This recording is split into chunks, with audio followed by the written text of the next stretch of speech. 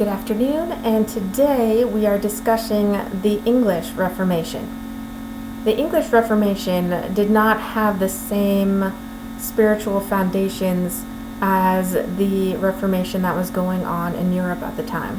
In fact, the Reformation was not started by a priest or anybody really with the spiritual training like Martin Luther, Calvin, or even Zwingli had. This Reformation, was started because Henry VIII wanted a divorce from Catherine of Aragon because she was getting past the point in her age of being able to produce an heir. He wanted a son, she wasn't giving him one. Not only that, but he may have been a little obsessed with Anne Boleyn, putting it mildly. He started to pursue her. He wanted her as a mistress. She was adamant that she would not be a mistress. She saw what it did to her sister, and she was like, no, I'm not going to do this. And that, along with the fact that his current wife was not giving him an heir, and she was becoming a little old. She was in her 40s, by the way, early 40s, but still, that was old, and he wanted a son. So he petitioned the church. Now this is where it gets a little dangerous with the Catholic Church at the time, because they did not believe in divorce. And in fact, asking for one or separating from your wife in general could cause excommunication. Now Henry VIII at this time was known as the defender of the faith. He was strongly for the Catholic Church. He fought for the Catholic Church. In fact, he thought the Reformation was a terrible thing and fought against the idea of the Reformation and Martin Luther's principles. But now that he wanted a divorce, things may have started to change in his belief system. And with the fear of being excommunicated, he decided to go in a roundabout way to separate from Catherine of Aragon. He wanted an annulment, and he thought of the perfect excuse, and that was, I don't have a male heir. I mean, he had Mary I, but she was a woman, and at that time nobody really knew what to do with a woman as the heir to the throne.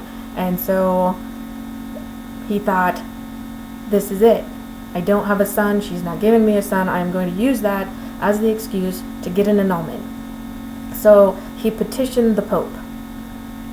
Now, at the same time, the Pope was very upset with Henry VIII because he was not supporting him as much as he would like against the Turks that were invading in Europe. And because of this, and the fact that the annulment was very close to a divorce, it was denied. Henry was very upset about this. And so he did the logical thing and said, you know what, I'm going to research this, or more accurately, have my men research this, because I feel like, as the King of England, I am also the sole king and ruler of their faith. There shouldn't be anybody above me for my country's faith. And so he put his men to work to find out how he could make that stick and put himself in the Pope's position where there would be nobody higher than him in the faith. While they were researching this, they stumbled on old history and the Arthurian legend making the king the top figure and no one could be above him. And they were like, hey, this'll work. Let's do this. And so they put the process in there, and there was a young lawyer named Cromwell who was slowly rising through the ranks, who helped establish this doctrine as a truth that the king would be the leader of the faith and the Pope would no longer be above him. They were still technically Catholic at this time, but they were establishing the king as their leader. Now Cromwell, in this, he was born a poor, well, you can't really say poor, but he was not in the gentry. He was not born with a silver spoon in his mouth. He was just a regular guy. His dad was a blacksmith and owned a pub, inn, and he ended up getting an education and became a lawyer, and then through different steps he was able to make it into the king's court. Now, he made his name because he was one of the ones who helped establish the king's authority above the church. And by doing that, he became kind of the king's right-hand spiritual man. And this gave Cromwell a lot of power. Cromwell was like really maybe power drunk hungry at this point, because he came from such average beginnings, but now he has all this power, and he was a strong advocate in the evangelical Protestant faith. And so he really wanted to get Anne Boleyn also in a spot of authority, because she was for the Protestant faith as well. So in this, everybody kind of got what they needed. The king got to divorce, I should say, Catherine of Aragon, and then he got to marry Anne Boleyn, and then Cromwell got to be the second in command, only under the king, for the church. Yay! All seems happy in the world, except for the fact that now Cromwell has decided there's other things that need to change about this new faith. So he starts doing the dissolution of monasteries. Now, at this time, the priests and the monks just kind of got fat and lazy. You know, they were breaking in the money. I mean, the people you would think would be like, whoa, you're changing our faith. You can't do that. You can't change us from instantly being Catholic and the Pope, whatever. In fact, they were kind of happy about the change, because the church was making a lot of money off of the people. If you wanted to get married, you had to pay. If you wanted to baptize your child, which is very important because you needed to be baptized in order to get into heaven, you had to pay. And if you wanted to be buried in the church, which you had to do to be sanctified to get into heaven, you had to pay. So the church was making a lot of money off the people, and they thought, if the king is in charge instead of the church, instead of the Pope, then maybe things will work out better for them. So most of the people were like, all right, let's see where this goes. But instead of the church's money and land and all their gold and what they made from the people going back to the people, it was coming to the king. He was becoming very wealthy. The people, not so much. But the king was, so he was happy. Anne Boleyn at this time was kind of getting on people's nerves. She was, some people said, a little erratic. Some people said that she was trying to usurp the throne. So she was getting on a lot of people's nerves, and one of those people was Cromwell. I mean, they had been working together to begin with because they both had an understanding that they wanted to further the Protestant movement. But once that agreement had separated ways to where she wanted the people to have, and this sounds awful, I know, but she wanted the money from the monasteries and the churches that they were taking out to go to charity. What?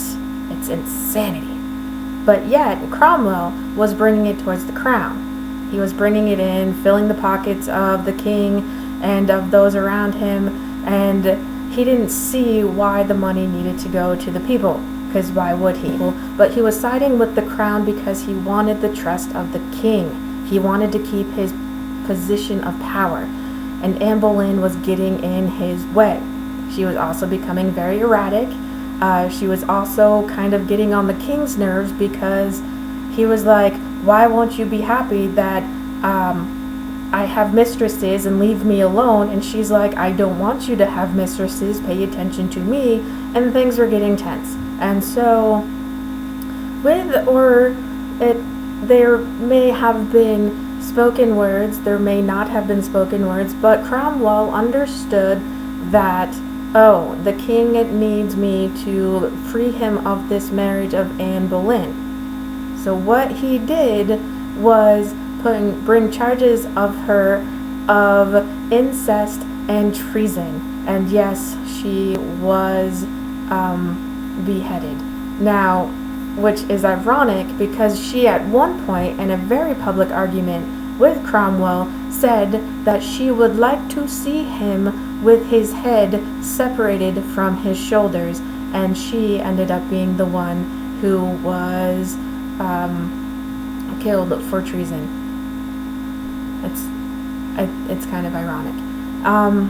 So then, now the king is happy being the king, and the people in his court had brought him a new wife who was more malleable, who was a little more sane apparently, and decided that she would be the best person, and so he was happy doing whatever the king does when he's, happy. But Cromwell was still pushing this new Protestant reform, still pushing the whole, we need to take down all the altars. We need to get rid of all the images. We need to destroy all things of the old church. This led to an uprising between 1536 and 37. And once the king heard about this, he was angry because they weren't trusting his new religion. So what he did was he brought the people, talked to the people, made them promises, and everybody seemed happy, except for the king was like, I'm not going to keep the promises I made. I'm the king. They got to get over it. Okay, he really didn't say it like that, but that was the gist of what he meant, because he was so angry that they were going against what he decreed that he was like, I'm not going to give them what they want. I'll just pretend to do it. And it actually, it was weird because it worked. There was no real big uprising until much later. So the king was able to stop this uprising, and Cromwell still held his position. The issue that started to come was that Cromwell really wanted more power. And he kept reaching for different ways to keep and maintain his power and to keep growing his power. And one of the things that was his inevitable downfall was the fact that he thought he could get the king his next wife, wife number 4. She was a German princess, and he thought this would be great for the Protestant cause. He thought it would be great for his position, and he thought, well, it couldn't hurt the king either. Unfortunately, this marriage was a tragedy from the beginning. Apparently, the king took one look at his new bride and was like, no, I'm not going to touch her. I'm not going to, no, this is just no. And he was so embarrassed that he got talked into marrying somebody he found incredibly unattractive, so unattractive to the point he was never going to touch her, that it inevitably turned his opinion of Cromwell, who was his right-hand man. And he began to listen to those around him who despised Cromwell. And Cromwell was eventually tried for treason and executed. And now, a lot of people can say that Cromwell was in this purely for power. He was in it purely for status. But at the same time, he was a huge proponent for the evangelical Protestant movement. So he is an interesting man in history because his power and I believe his faith were equal in measure in his drive to do more.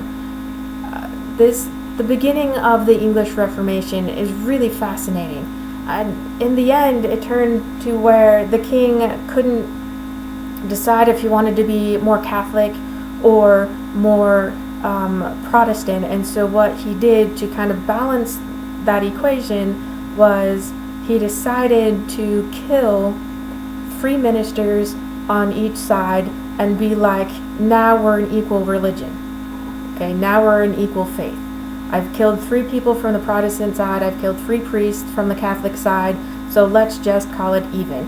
And for the most part, he maintained that equilibrium until the end of his reign. And that's where things get really messy afterwards. And so that will be in our next presentation. Thank you very much.